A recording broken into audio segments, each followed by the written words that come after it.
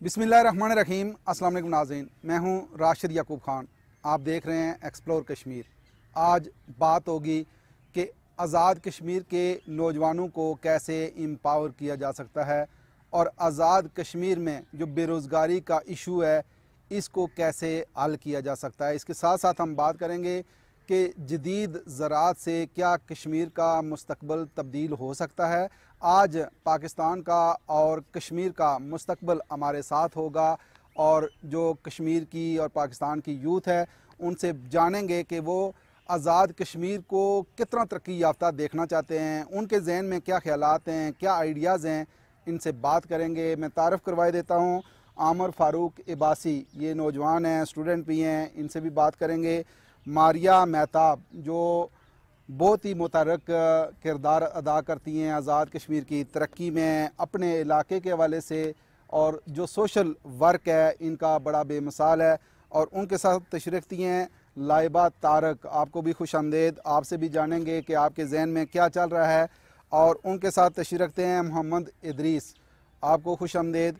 इधर देखें तो उस्मान कुरैशी हमारे साथ मौजूद होंगे, इनसे भी जानेंगे कि ये क्या ख्यालात रखते हैं आज़ाद कश्मीर की तरक्की के हवाले से और आज़ाद कश्मीर के नौजवानों के हवाले से। उनके साथ तशरीफ़ रखते हैं वकास अनवर, आपको खुश आमदेद। और इधर साथ देखें तो विरदा आज़म हमारे साथ मौजूद होंगी और कनीज़ मारिया, आप सबको खुश आमदेद। और आमर फ़ारूक से हम गुफ्तगू का आगाज़ करेंगे। आमर, आप के जहन में क्या ऐसा आइडिया है कि आज़ाद कश्मीर में वो इम्प्लीमेंट हो तो आज़ाद कश्मीर का जो नौजवान है वो रोज़गार के साथ साथ आज़ाद कश्मीर के हवाले से जो तरक्की का ख्वाब है वो पूरा हो सके? सर, सबसे पहले तो पाकिस्तान टेलीविज़न का बहुत बहुत शुक्रिया कि आप लोगों ने कश्मीर के नौजवानों को यहाँ इस प्लेटफार्म पे बोलने का मौका दिया और अपने ख़यालात का इजहार करने का मौका दिया।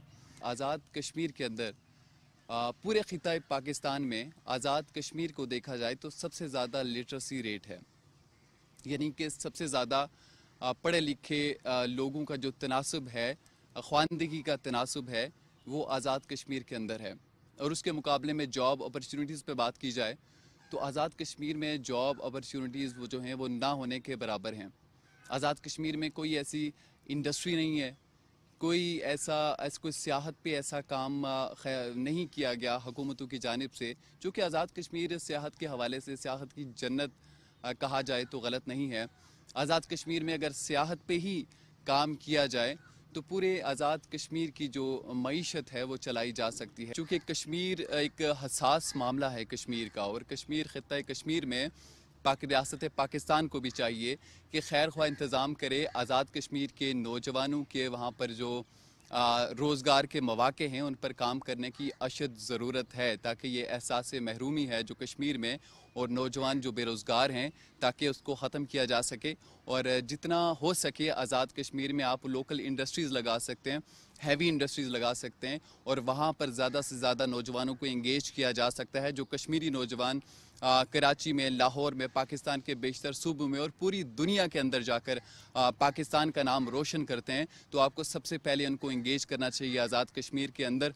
इवन अभी पाकिस्तान के अंदर भी एक बहुत बड़ा कहत है, तूफ़ान है, बेरोज़गारी है, लेकिन इस पर काम करने की ज़रूरत है ताकि हमारे हुनरमंद नौजवान हैं जो एक बड़ी तादाद में इस वक्त मुल्क पाकिस्तान को छोड़कर, कश्मीर को छोड़कर जो बाहर को भाग रहे हैं, उनको पाकिस्तान के अंदर ही उनकी उम्मीद को दोबारा से ज़िंदा किया जा सके। ज़बरदस्त आपने तजावीज़ भी दी। मारिया, आप क्या कहेंगी कि अगर मैं आपसे पूछूं कि आप सारे लोग डिग्रियां लेके आगे क्या मनसूबाबंदी है, तो आपके जहन में फिर क्या आइडिया आता है कि आपसे पहले भी डिग्रियां लोग लेते रहे, आप ऐसा क्या नया करना चाहते हैं कि आज़ाद कश्मीर की तकदीर भी बदले और आज़ाद कश्मीर का जो नौजवान है वो कहीं फ़ॉरेन में जाने के बजाय अपने इलाके में तरजीह दे और यहाँ जो रोज़गार है वो मुहैया करे? सबसे पहले तो बहुत शुक्रिया आपका। सबसे पहले तो बात अगर हम लोग करें तो वहाँ पे जो सोशली या हमारे जो वहाँ के इश्यूज़ हैं उनको हाईलाइट करना बहुत ज़रूरी है। वहाँ के इश्यूज जो है हर घर के इशू हैं, हर जगह के। अब आप हर तहसील उठा दें, हर डिस्ट्रिक्ट उठा दें, वहाँ पे हर जगह पे ये इश्यूज हैं। वहाँ पे बेसिक जो इश्यूज हैं, जिसमें हमारे पास हेल्थ का इशू है, हमारे पास एजुकेशन तो है लेकिन क्वालिटी ऑफ एजुकेशन नहीं है। वहाँ पे जो है रोड्स के इश्यूज हैं। वहाँ पे एक्सेस लोगों की जो है वो बहुत कम है। एक्सेस के लिए वहाँ पे आप किसी भी जगह पे आप चले जाएं, फॉर एग्जांपल हम टूरिज्म की बात करते हैं तो हमें नीलम वैली यहाँ से किसी ने जाना हो तो वहाँ पे जाने के लिए कितनी मुश्किलात का सामना करना पड़ता है। सबसे पहले तो इन इश्यूज को जो हाईलाइट करना और इन इश्यूज पे काम करना, ये गवर्नमेंट ऑफ AJK और गवर्नमेंट ऑफ पाकिस्तान का काम है। और सबसे पहले तो इन इश्यूज को हम सॉल्व करेंगे, उसके बाद हम लोग देखेंगे कि हमारी हेल्थ कैसे बेहतर हो सकती है। वहाँ पे हॉस्पिटल्स हैं, वहाँ पे हॉस्पिटल्स में जो प्रॉब्लम्स हैं, जो इश्यूज हैं, उनको कैसे बेहतर किया जा सकता है। फॉर एग्जांपल आप किसी भी हॉस्पिटल में, वहाँ पे पर्सनली मेरा ये एक्सपीरियंस है कि किसी भी हॉस्पिटल में जाएं तो वहाँ पे जो एक हार्ट स्पेशलिस्ट है तो वही आपको नॉर्मल एक स्किन स्पेशलिस्ट के तौर पे भी चेक करता है, आपको एक मेडिकल ऑफिसर के तौर पे भी देखता है। आपको कोई भी आपका इशू है तो एक वही डॉक्टर है जो आपके पूरे उस सेटअप को चला रहा होता है। और सेकेंडली जो हम एजुकेशनल सेक्टर्स में देखें तो वहाँ पे एजुकेशनल सेक्टर्स में इस तरह से होता है कि एक मैथ्स का टीचर है, वही आपको फिजिक्स पढ़ा रहा है, वही केमिस्ट्री पढ़ा रहा है, वही वो दूसरे सब्जेक्ट्स पढ़ा रहा है। तो वहाँ पे स्टाफ की बहुत कमी है। बेशक लिटरेसी रेट हाई है लेकिन वहाँ पे क्वालिटी ऑफ एजुकेशन की बहुत कमी है। इन चीज़ों को हाईलाइट किया जाए, इन चीज़ों को सॉल्व किया जाए। किसी भी एक गवर्नमेंट स्कूल में आप चले जाएं तो वहाँ पे क्या हालात हैं, आपका अक्सर आना जाना भी रहता है, आप खुद बेहतर तरीके से जानते हैं कि वहाँ पे कितनी एक क्वालिटी ऑफ एजुकेशन होती है। सेकेंडली सबसे इंपॉर्टेंट बात, वहाँ पे स्किल्स जो एक इन्हांसमेंट होती है उस पर काम नहीं किया जाता। एजुकेशन की बात है, लिटरेसी ठीक है, सब कुछ है। जब तक हम स्किल्स पे काम नहीं करेंगे, क्वालिटी ऑफ एजुकेशन पे काम नहीं करेंगे, तब तक हमारा नौजवान आगे नहीं बढ़ सकता। तो इसके लिए सबसे इम्पोर्टेंट बात ये है कि स्किल्स पे काम किया जाए। उनके लिए उस तरह से जो तरबियत इदारे हैं, स्किल सेंटर्स हैं, उस तरह से वो खोले जाएं ताकि वो अपने जो चीज़ें हैं उनको आगे लेके चलें और अपनी स्किल्स को बढ़ा सकें। और उसके बाद हम इन सारी इश्यूज को हाईलाइट करने के बाद, सॉल्व करने के बाद, हम अगर सोचें कि हमें वहाँ पे जॉब अपॉर्चुनिटीज़ कैसे मिलेंगी, तो वहाँ पे सबसे इम्पोर्टेंट बात हमारी जो कश्मीर की खूबसूरती भी सियाहत में है कश्मीर में। और जो वहाँ के इतने लोग इधर उधर जाके होटल्स में काम करते हैं डिग्रीज लेने के बाद, अनफॉर्चुनेटली वहाँ पे उनको उस तरह की जॉब अपॉर्चुनिटीज़ बिल्कुल भी नहीं मिलती। वहाँ पे कोई एक लोकल इंडस्ट्री भी नहीं है कि जहाँ पे वो काम कर सके। अब टूरिज्म पे अगर काम करना है तो उसके लिए सबसे इम्पोर्टेंट बात ये है कि वहाँ पे जो हमारे स्पॉट्स हैं, वहाँ पे रेस्टोरेंट्स हैं, होटल्स हैं, उन पे काम किया जाए। जब तक उन पे काम नहीं किया जाएगा, लोग डेफिनेटली यहाँ से कभी भी जाने के लिए वो सोचेंगे नहीं, या फिर उनके रोड्स के इश्यूज सॉल्व नहीं होंगे। तो अब होटल्स के लिए वहाँ पे अच्छे शेफ्स का भी होना ज़रूरी है, अच्छी मैनेजमेंट का होना ज़रूरी है। और वहाँ पे वो सारी चीज़ें अच्छे से मैनेज होंगी तो वो हमारे टूरिज्म को फ़रोग मिलेगा और जो कश्मीर की खूबसूरती है वो दुनिया के सामने आएगी। आपके जहन में क्या है कि कश्मीर कैसा आना चाहिए, और फिर कश्मीर के जो नौजवान हैं उनको रोज़गार के मौके किस सूरत में मिल सकते हैं? मोस्टली हम लोग इस चीज़ पे बात करते हैं कि वहाँ पे सियाहत बहुत है, बेशक बहुत है, लेकिन हम इस चीज़ को नज़रअंदाज करते हैं कि वहाँ की ज़मीन काफ़ी ज़रूरी है। वहाँ पे मैंने जब विज़िट किया तो मुझे बहुत मौका मिला घूमने का, और वहाँ पे छोटी छोटी जगहें जहाँ पे ज़रूरी ज़मीन मौजूद है और वहाँ पे मकई वहाँ पे उगाई जाती है। तो इस चीज़ को फ़रोग देना चाहिए। दूसरा पॉइंट ये था कि वहाँ पे आबशारें बहुत हैं, हर थोड़े थोड़े वक्फे के बाद आपको वहाँ पे आबशारें मिलती हैं।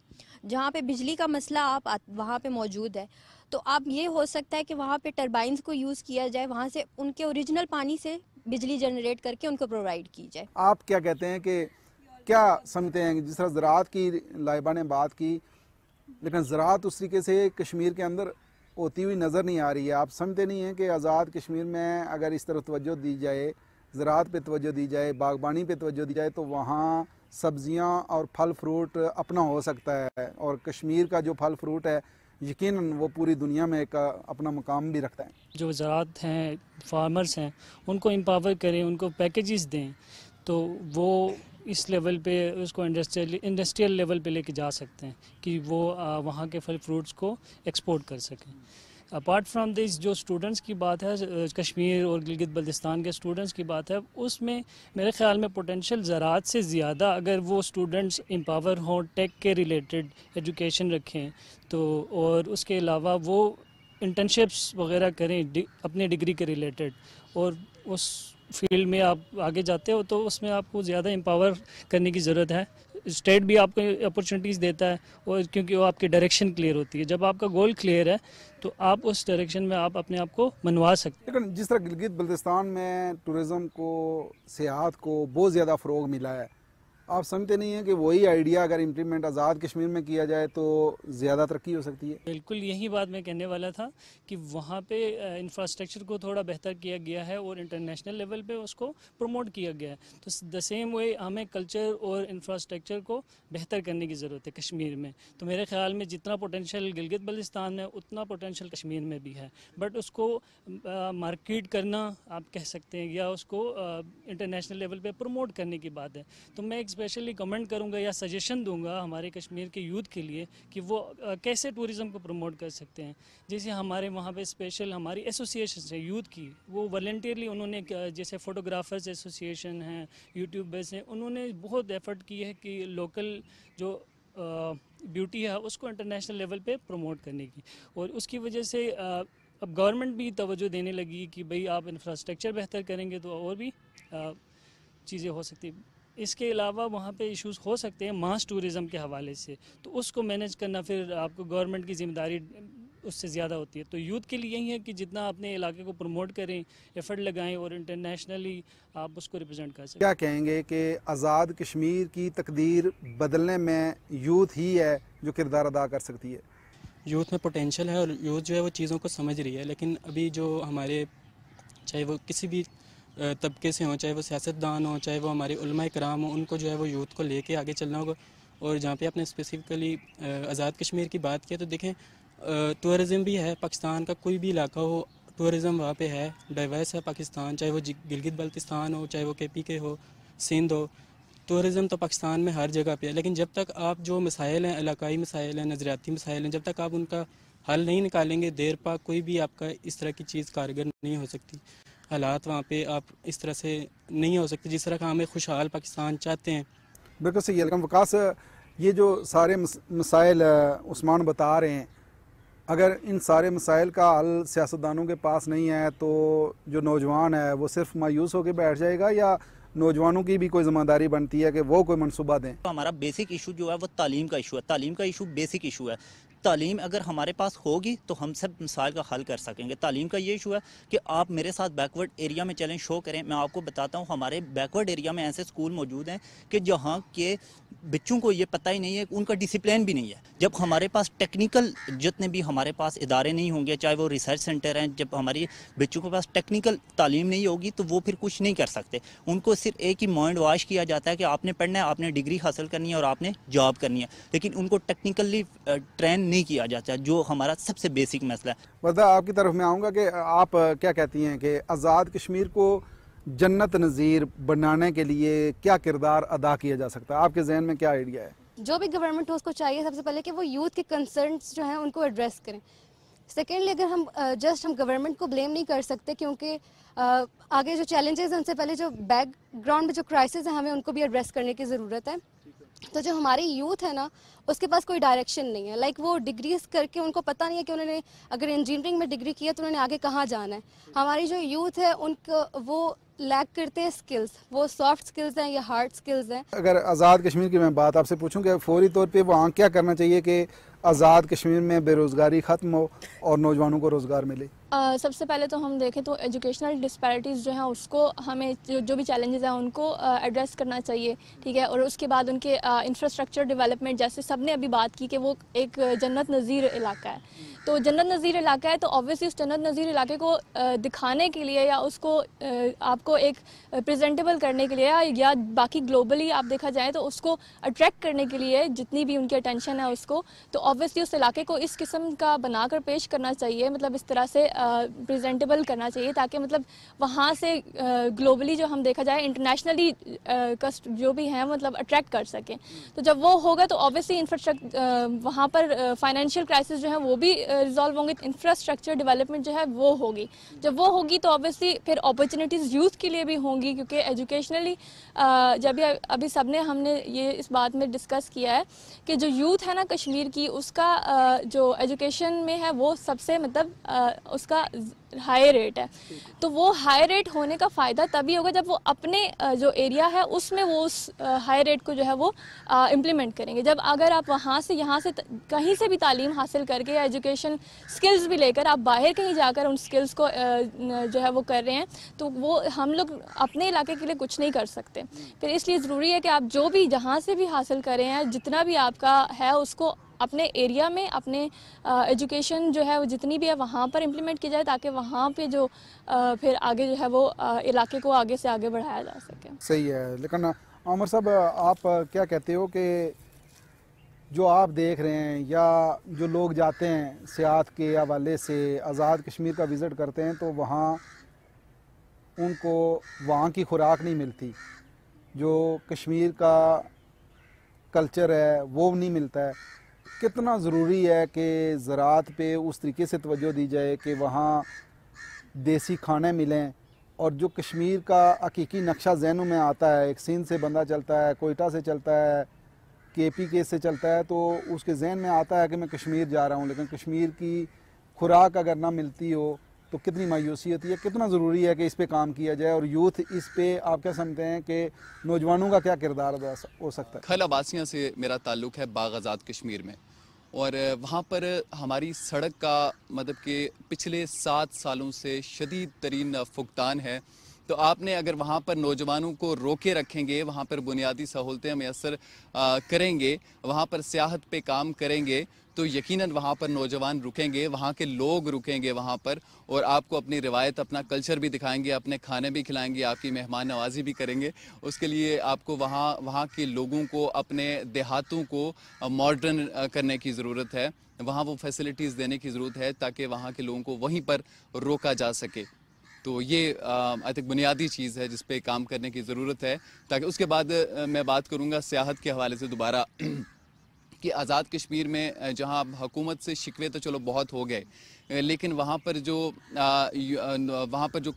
मकामी कारोबारी लोग हैं, उन्होंने जिस तरह से आज़ाद कश्मीर के इंफ्रास्ट्रक्चर में जिस तरह से वो सामने आ रहे हैं, जैसे एक भाई ने MTBC का नाम लिया, और MTBC का जो बाग के अंदर जो काम है और पूरे कश्मीर के अंदर से जिस तरह वो काम कर रहे हैं, और बहुत सारे ऐसे लोग हैं वो ज़ाती हैसियत में आज़ाद कश्मीर में सियाहत पे काम कर रहे हैं। और अभी मैं यूथ को भी देख रहा हूँ कि यूथ आज़ाद कश्मीर के अंदर व्लॉगिंग के ज़रिए, अपने YouTube चैनल्स के ज़रिए, अपने फेसबुक पेजेस के ज़रिए, इंस्टाग्राम और टिकटॉक इस तरह के प्लेटफॉर्म इस्तेमाल करते हुए अपनी सियाहत को फ़रोग़ दे रहे हैं।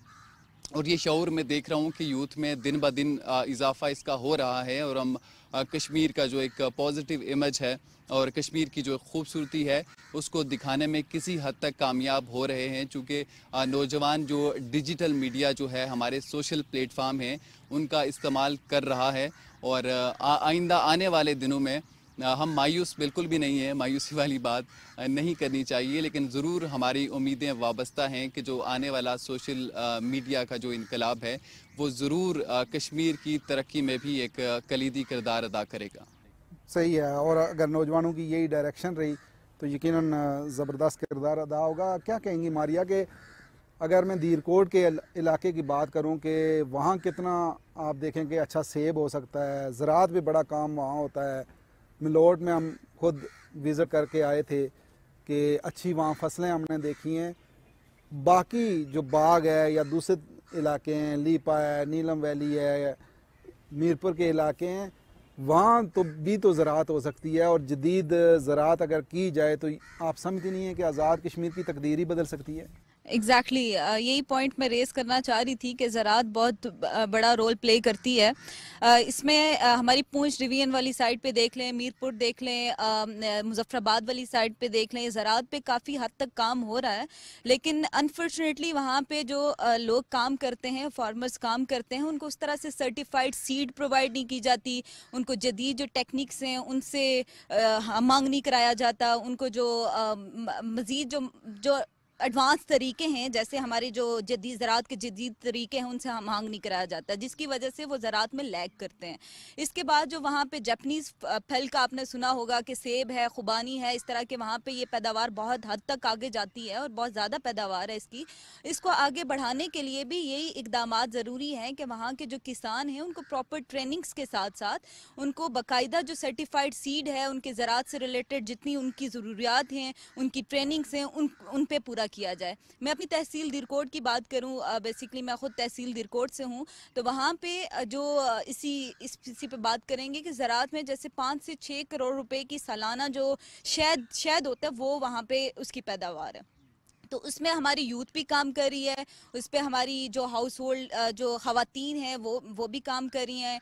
अच्छा, उसके अलावा हमारे जितने भी हर तबके से जो ताल्लुक़ रखने वाले लोग जो हैं वो उस पर काम कर रहे हैं। तो इस तरह की जो और चीज़ें मज़ीद इस तरह के प्रोजेक्ट्स लेके जा सकते हैं, उसके लिए हमें कोशिश करनी चाहिए। इस तरह के प्रोजेक्ट्स अगर वो वहाँ पे दिरकोट में रहते हुए अपने बाकी कामों के साथ साथ वो 5 से 6 करोड़ रुपए की अगर पैदावार शहद की हो सकती है तो वहाँ पे हम बहुत सारी चीज़ों पे और मज़ीद चीज़ों पे काम कर सकते हैं। लेकिन उसमें सबसे बड़ा कंट्रीब्यूशन मैं अगेन गवर्नमेंट की तरफ जाऊँगी। गवर्नमेंट की तरफ इसलिए जाऊँगी कि वहाँ पे अगेन रिसोर्सेज के लिए या फिर हमें आगे बढ़ने के लिए, या फिर एक नौजवान फॉर एग्जांपल मैं अगर कोई प्रोजेक्ट लेके आना चाह रही हूँ, किसी भी ज़राअत से रिलेटेड है या किसी भी चीज़ से रिलेटेड है, वहाँ पे वहाँ की यूथ को एम्पावर करने के लिए, तो सबसे पहले मुझे जो चीज़ चाहिए होगी वो फाइनेंशियली स्टेबिलिटी चाहिए होगी। और फाइनेंशियली एक गवर्नमेंट से मेरा ये एक वो हो सकता है कि वो वहाँ की यूथ को, नौजवान नस्ल को, या फिर जो किसान काम करना चाहते हैं उनको वो कर्जे प्रोवाइड करें, और कर्जों के साथ साथ